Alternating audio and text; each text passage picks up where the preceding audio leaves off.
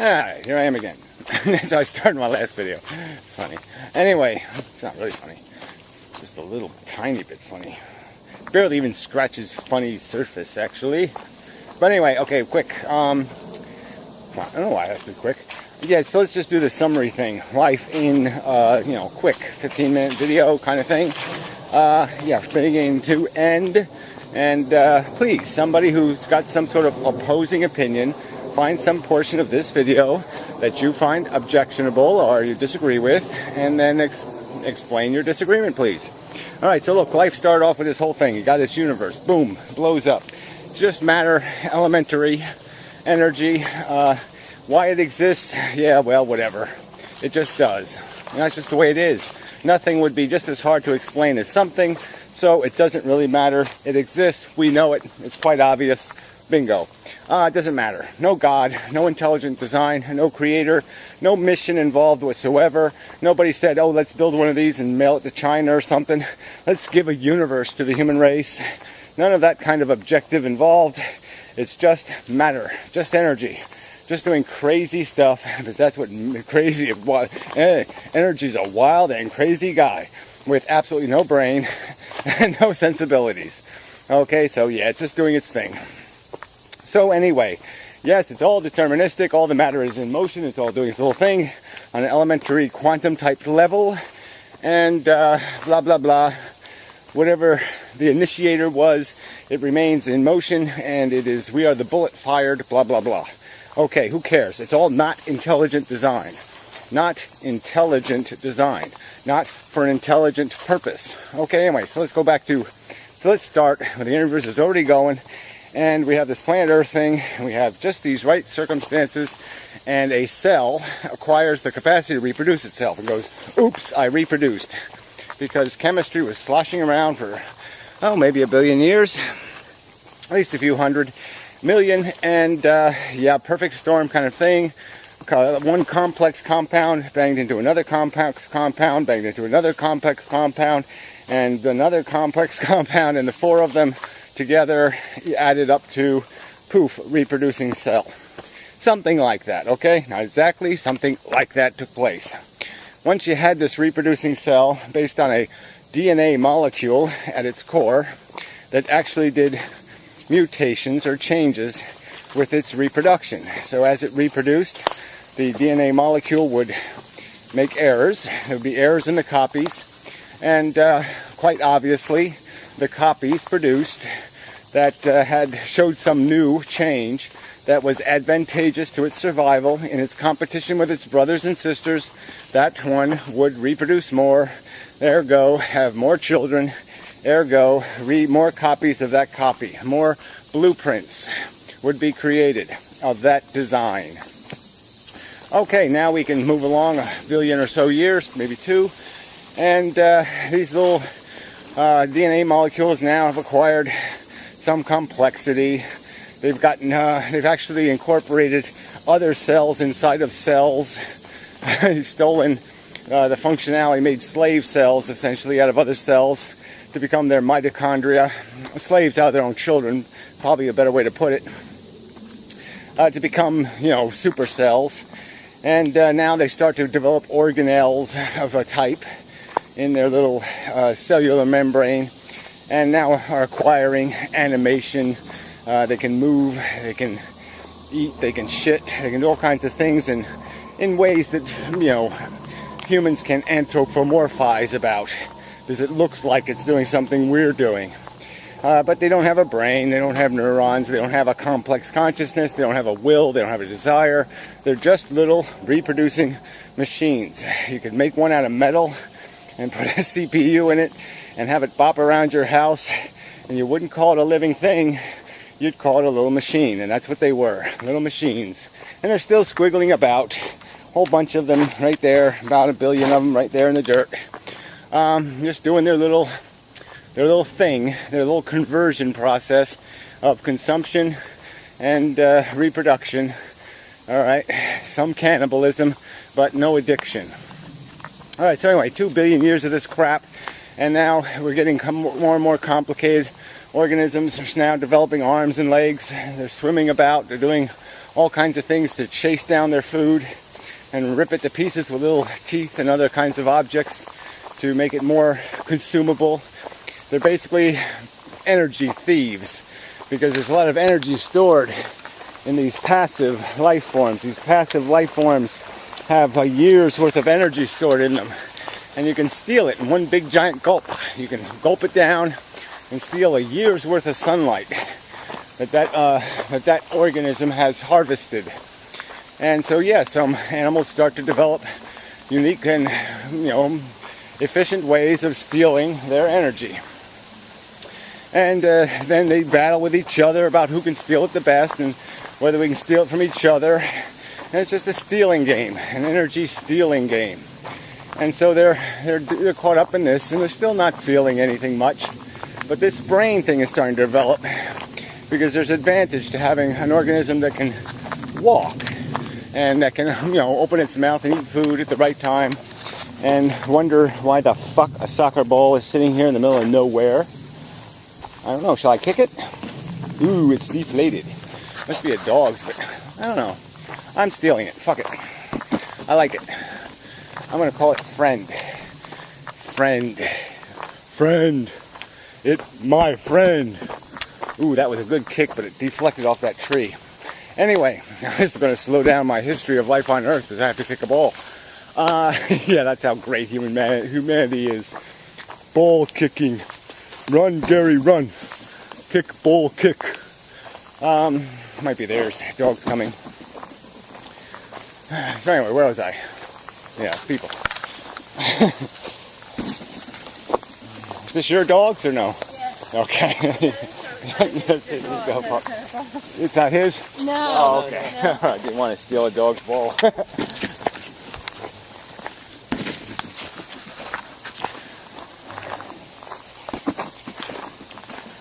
Yeah, what was I? Yeah, I completely forgot I'm making a video. Oh, yeah, I'm really doing well. Anyway, so where were we? So yeah, life is just these little roundy things. They got little spots on them, doing different things, bouncing about, legs, arms, teeth, and all that crap. Ooh, made it across the water. Ooh, it went back in the water. Fail. Fail. Fail. Alright, I gotta go get the ball. Hurry, hurry, hurry. Oh, fast, fast, fast. Hop, rock, rock, rock, rock, rock, rock. Whoa, just made it. Whoa, whoa, whoa, whoa, whoa, whoa. Whoa, whoa, whoa, whoa, whoa. Yeah, almost got wet. That was a whoaing thing. I had to regain my balance. Alright, there we go. Okay, alright, I know, it's stupid. Doesn't matter, I like stupid. Enjoy it. Okay, where was it? Alright, so yeah, so arms, legs. Okay, so the brain thing is happening now. And so it's developing these reflexes. So when certain conditions are right, it does certain things. Like, a predator comes along, it shoots a bunch of methane out its ass, gains ludicrous speed, and shoots away. Or some other kind of mechanical process for making it advantageous for its escape so it can live to reproduce. And yeah, so it just keeps evolving. Another 500 million years go by, and now we're starting to get more and more complicated. And because now we're developing these sense organs, and they have this feeling attached to them of positive and negative, attraction and repulsion. Very basic, but it's a very functional device to be able to create a sensation. The sensations don't require immediate action. Sensations give you a potentiality. They create a tension, and they say, okay, I'm hungry. I've used this example, and I'll just keep using it because it's a great example. But we also know that, ooh, I'm hungry, but I'm afraid. So if I go out and get my food in the middle of the day, the lion will eat me. So maybe I'll wait until, the lion already ate somebody else, and I feel pretty safe because they're all got a big fat belly and are sitting by the pond drinking. And so my fear will subside, and I will go out and grab myself some yummy little wheatgrass or something, and then run back to my tree or my hovel to hide from the beasties. But yeah, it'll be good for me because I'll live. So I have this feeling organ that allows me to have 2 desires at once, or even 3, or even 5. And so it mixes them and matches them, and then comes up with behavior reactions when the right circumstance. When we have little fear and big hunger, or little hunger and big fear, yeah, you'll act differently. And so you become more functional. You're able to survive and in turn reproduce more prolifically. And so then, yeah, well, through this whole thing we develop this sex thing, because sex creates more diversity, which provides more opportunity for evolution. This is all just like basic 5th grade biology, so I don't want to get too deep into all that crap. But yes, there's no hugely intelligent design behind it. It's just a fact that organisms will evolve more rapidly through this method, and that's why this method has been the method that the future endorsed, so to speak, quote unquote. It won the race. It won the competition, period. So that's all this is about, is winning some stupid competition defined by this idea of survival of the fittest. The fittest doesn't mean anything. It just means the most suited to a particular environmental circumstance or time. If this was the Ice Age, fitness would mean a different thing. If this was prehistoric times before a meteor hit, certainly survival would mean something very different. There probably would be no opportunity for walking around kicking soccer balls. You probably couldn't survive doing that because, yeah, T-Rex would have you for a nice little appetizer before dinner. But that's not the world. The world turned out the way it did. Our ancestors made it, blah, blah, blah. Now, as for our high intelligence, just a weird little quirk of fate, weird little quirk of the evolutionary process, where maybe 100,000 years ago, we developed a little change in our brain that made us language capable. We could store conceptual words in our brain, enough of them, that eventually we'd be able to develop a language out of it. But at the time, we could make no real use of our intelligence. You could take a baby from 100,000 years ago, put it through 12 years of common public education, and it would be just as smart as you. Had the same brain. So here we had this weird evolutionary quirk where we were given huge potential that we really couldn't use. We had no idea. We were using our big giant brain to basically put bones on the end of our arrows instead of rocks on the end of our arrows. Not a huge advance, but the big advance would be what we could do with storage. And once we had language, we could learn from each other. We could learn from the past. We could teach the future. And that changed everything. And so now we've completely broken nature's hold on us. There is no more natural selection since the invention of the condom. And there's no human selection in that we're living in chaotic social systems and cultures. The worst of us breed. The best of us do not. It's all backwards. Doesn't really matter though. We have medical technology and we have lots of other assets to compensate for any genetic damage we might do to ourselves.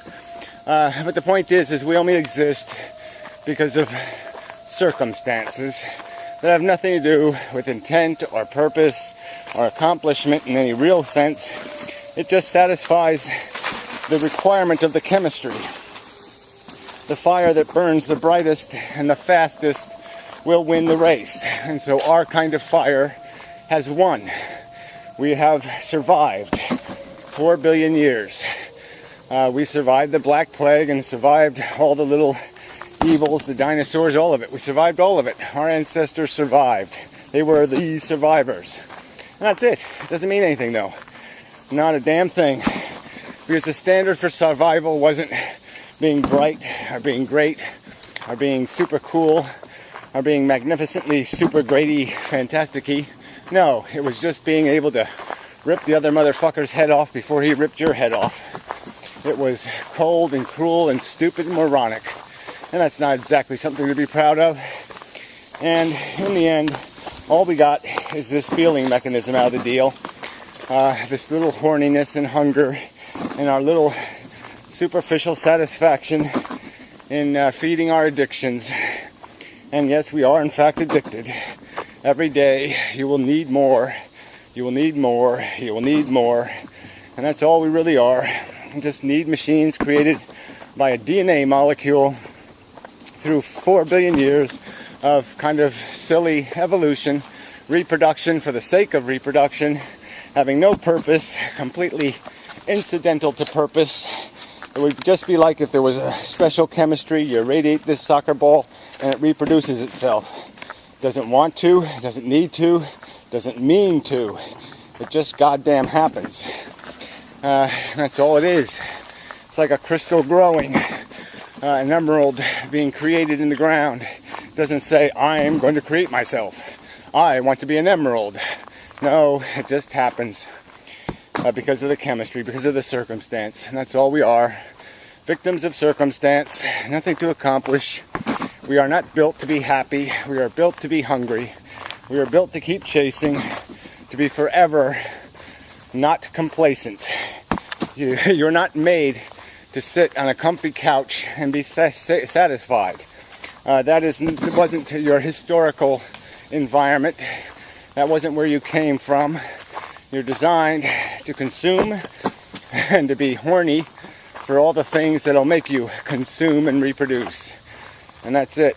And then your purpose is complete. You are disposable. You will be killed. And that's it. The end. Nothing. Nothing to win. No glory. Everything you think is an accomplishment is just a pile of psychological bullshit built into your crazy little psychology ego. It's no better than some two rams on a mountain running into each other, banging each other's heads in for a silly victory that means absolutely nothing. One of them will feel the joy of the triumph of my balls are bigger than his. The other one will be defeated and perhaps even die in psychological diminishment. He'll lose his will to live, his will to fight, his will to desire. And that's all there is. It's stupid, it's idiotic, it's nonsense. And anybody who thinks imposing it is a brilliant or great idea is a menace, is a crazy, silly Dr. Frankenstein, waking the dead, tormenting the dead for his own glory, his own ego, just because he's saying, I can, I will. Well, fuck you. And the fact that you can reproduce is just a fact of biology. Okay? You didn't earn it. You didn't get a license somewhere. You didn't demonstrate any other meritorious reason why the ability was bestowed upon you because you're so fucking great. No, none of that shit. It's just your biology. And the fact that you can doesn't mean you should. And until you can articulate why you should, you fucking shouldn't. So there. I made it. So yeah, life is pointless. We should discontinue the insane experiment because it's being conducted on sentient beings now who are in this paradoxical, horrid circumstance of being built basically to need more than they can ever find, to need more than will ever be able to satisfy them, to want, to need, to chase, to whap stupid spokes in a retarded wheel for no reason, for no accomplishment, and at the great hard expense of a likely miserable, crappy death. You're either going to lose your body in a bad way or you'll lose your mind in a bad way. But either way, it's going to be bad. So get over yourselves, face the music. We suck, life sucks. The whole fucking thing is insanely stupid. Grab hold of that truth and get comfortable with it, because your descendants are going to have to live with it if you keep perpetuating this insane game. If you don't make love to it, they're going to have to. They're going to have to love that ugly truth eventually. So buck up, and instead of sentencing your kids to a worse fate, have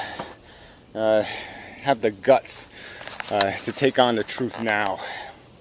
Thank you very much. Too much sun. Till next time.